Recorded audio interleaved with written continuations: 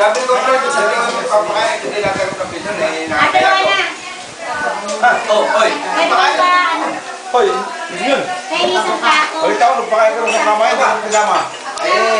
Tulong nyo. Yan na nga yun. Ayun na. Pinagpagawa ng kusina. Ha? Yung pinagpagawa niya ng kusina. Maliit niya. Wala. Oy. Tapos na naman. Ay, nagkaroon yung ano, ATM ko eh. Nasa ATM. Magkano naman ATM mo? Maliit na lang. 22 lang eh. Ha? 22 lang. Ako, ayun lang. Oo nga. Agi, meron pa susunod yun. Hindi, wala na. Hindi mo kayo, bakit sa hindi ko sa ICC? Kaya daw yung ATM man. Ay, walang cheque. Kaya tulong cheque. Basta sa ATM lang. Baka may Ayun, magkano na niya? 62,700.